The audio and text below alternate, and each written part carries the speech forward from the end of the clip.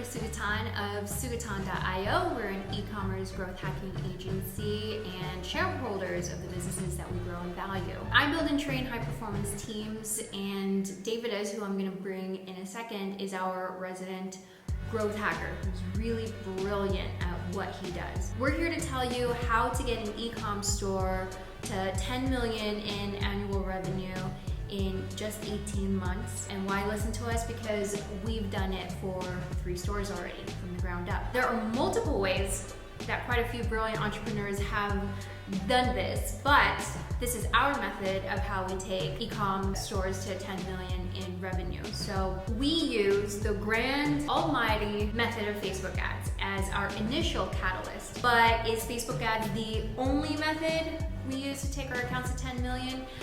That's an absolute no, but it is the initial catalyst that we use. So we actually focus on the trifecta.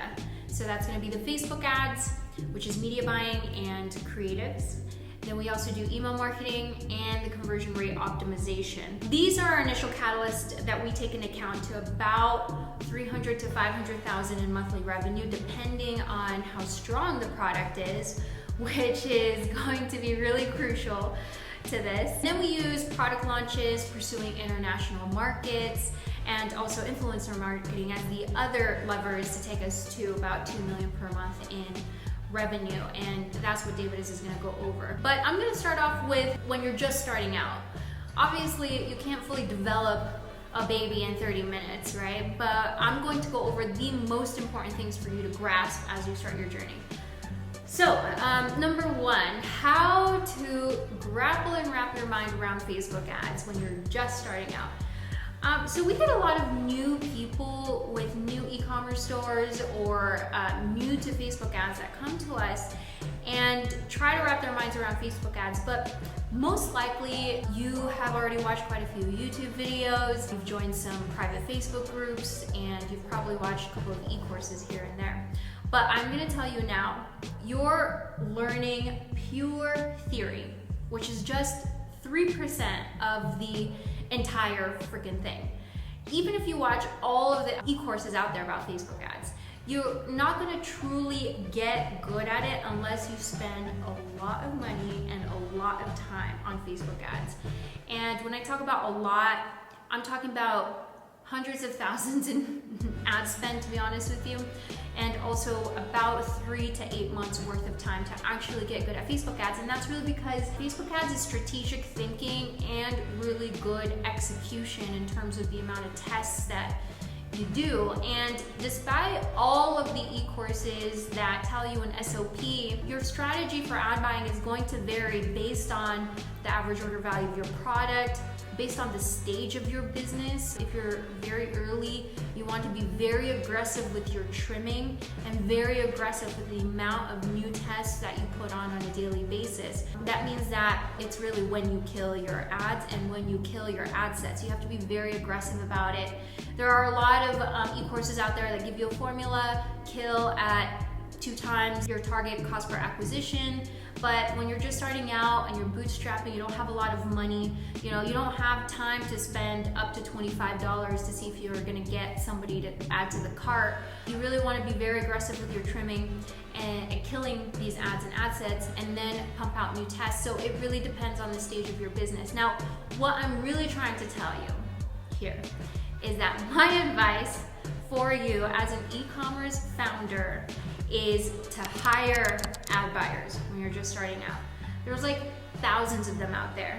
And at this point, they're much further than you're gonna really get to. And they've also honed in their intuition, because a lot of it is intuition. And that intuition is honed in as you spend a lot of time in Ads Manager on quite a few different accounts / stores. And so you really want to go for hiring ad buyers. If you're just starting out, you barely have any money really hiring an ad buyer. But I will tell you that if you go on Upwork or we go to the Facebook ad buyers job board private group, you can get a decent junior ad buyer who will be way ahead of you to manage your account for around $500 per month, which is totally affordable. And trust me when I say that that is a worthwhile investment. Now, how do you identify a good junior ad buyer? A good junior ad buyer will, first of all, get you to your first $50,000 per month in revenue. And the way that you know they're a good ad buyer is they need to send you screenshots of their most recent account that they managed in the last 3 months. They've had to have managed this account. They have to show a 2x ROAS inside Ads Manager, and they have to have had spent at least $30,000 in monthly ad spend. On top of that, if they ask you questions like, what is your average order value? What's your conversion rate on your website? And do some calculations on a spreadsheet that you have no freaking clue what the heck it is, this is your winner, okay? They understand the basics. They've basically done enough ad buying to understand that specific metrics count. Now, what should be your involvement with Facebook ads? Truly, you really want to help the ad buyer understand your customer and your product. You need to focus on communicating this effectively, and you need to do your homework on your customers and on your competitors. Your job is to feed your ad buyer the psychology of your customer as much as possible and why they would choose you over the top competitor in your space. So that way you can create awesome videos and creatives for Facebook, which is really, really crucial for Facebook ad buying. So speaking of creatives, let's go over the types of creatives that do well over and over again for our accounts, especially when you're just starting out. The type of video ad is what we call rewards without sacrifice.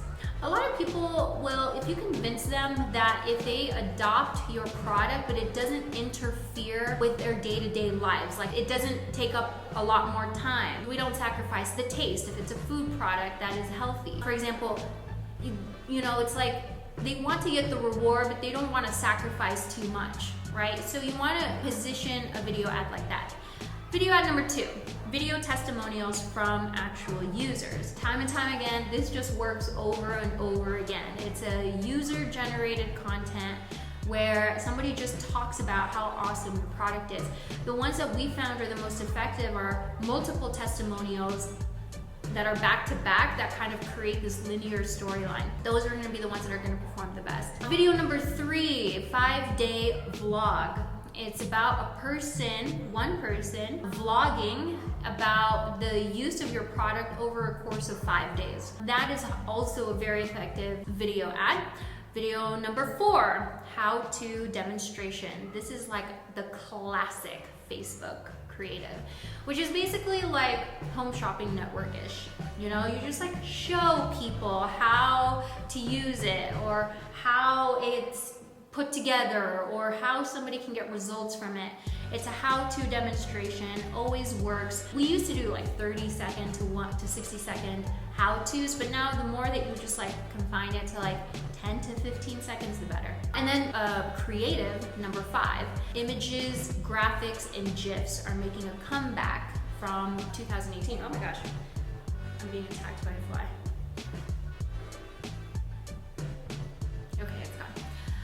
They're making a comeback. So do a lot of your testing for images, graphics, and GIFs, and you'll see that you could get a hit if you continuously test. So creating content for your creatives for Facebook ads is going to be your biggest challenge to overcome. Our advice is for you to create as many raw content as possible in the form of images, product shots, videos, just raw content. Don't even worry about a storyline yet. And then collect as many raw content as possible from your current customers, from your friends, family, just like ghetto put it together if you're just starting out. Then what you want to do is you want to hand over all of those different pieces of assets to somebody who is an expert at creating conversion-driven creatives. And what they'll do is they'll piece it together and they'll create the minimum, the 5 types of creatives that I just went over. Your ad buyer that you hire should have a sense of the types of video ads or creatives that work, so hand it over to them to sort of like piece it together and put some overlay text over that video. This is the best way to get started. Next up, we're going to talk about email marketing. You need to have a pop-up installed as soon as you start driving traffic to your store. The pop-up's job is to start increasing your email list because email lists are still big ass moneymakers. Pop-ups should, if you're very new, should start off with an offer of between 10 to 15% off or free shipping. Or you could do a competition that says, you know, if you sign up, you'll get exclusive notifications about sales that happen 2 times a year, or you'll get access to giveaways, etc. You need to also use Klaviyo to create automated sequences, and when you're just starting out, the most important ones are the welcome sequence. So when they opt into your pop-up, it's going to be the welcome sequence, and then the abandoned cart sequence. Once you start generating around 30,000 per month in revenue, then you want to start building on those sequences. All right, next up, conversion rate optimization, which just means that you're increasing the conversion rate on your website. And it is the biggest pain in the ass, but it is so worth it. As you go down on your journey, you're gonna find that dealing with your website is the most frustrating thing that you'll maneuver around. Now, our CRO process doesn't follow the normal process that's out there because we have a very specific goal, which is to create profitability at scale as fast as possible. So we're constantly identifying the 80-20 in CRO. For example, who do you think has the most interest to buy your product? Someone that just went to your product page and didn't add to cart and then just left? Or someone who went to your product page, added to cart, initiated checkout, and then left? We break down our CRO process to work our way backwards from most interested to least interested. So for example, most interested would be the person who went to your homepage, went to your product page, added to cart, initiated checkout, but didn't actually purchase and left. Mid-interested, someone who went to your homepage, someone went to your product page, added to cart, that's it though, they left. Least interested is somebody who went to your homepage or went to your product page, didn't add to cart, nothing else, and then they left. So I'm going to translate that into the metrics. In your metrics, you're going to look at the initiate checkout to purchase completion rate. Okay, how many of those who actually checked out, initiated checked out, actually went to a purchase completion rate? Then there's your add to cart to initiate checkout completion rate, and then there's your product page to add to cart completion rate. What it means is this is how the report looks for us. Now this is based on Ads Manager data, not Shopify data. And the gap between those is Ads Manager data is always going to show something a little bit higher than what's inside Shopify. Just FYI, we use Ads Manager as our stable data source because we use Facebook as the catalyst for scaling. It's a very stable data environment. So when we just check the progress of how we're doing, we always refer to Ads Manager data. This is where most Shopify stores start. Is their initiate checkout to purchase completion rate is 25%, meaning that if you had 100 people click initiate checkout, only 25 of them are actually going to complete the purchase. And your add to cart to initiate checkout is usually 15%, and then your product page to add to cart is usually around 10%. This is like the baseline of where most people start off. What you should shoot for is an initiate checkout to purchase of 50%. Add to cart to initiate checkout to 50%, and then product page to add to cart somewhere between 25% to 50%. Again, you want to work your way backwards. You want to work first on increasing those people who initiated the checkout but didn't complete the purchase. Remember, Shopify stores start at 25% for that completion. And that means that out of 100 people that clicked checkout, only 25 of them went through. Why is that? But they're the hottest audience, so you want to work on them to double that. Make it from 25 people that completes the purchase to 50%. And here's how much increasing just your initiated checkout to purchase from 25 to 50% impacts your revenue. Okay? Now, this is how much it impacts your revenue when you increase your add to cart to initiate checkout to 50%. Okay? So really important here, this is why we don't abandon conversion rate optimization no matter how much of a pain in the ass it is to do.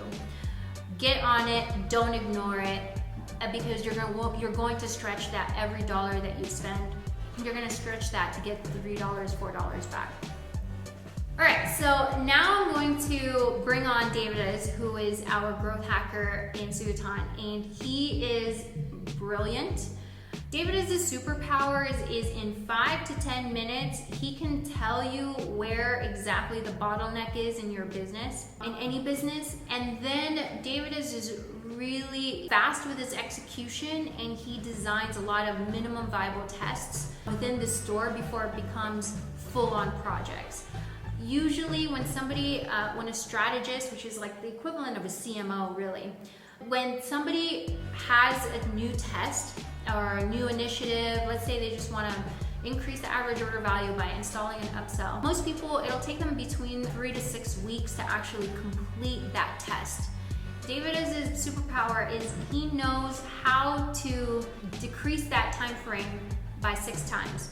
So if it takes the average person 3 to 6 weeks to complete a test, David's will complete it in 3 to 7 days.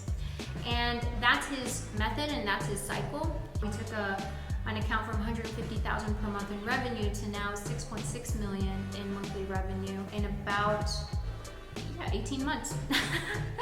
So I'm bringing him over. Okay.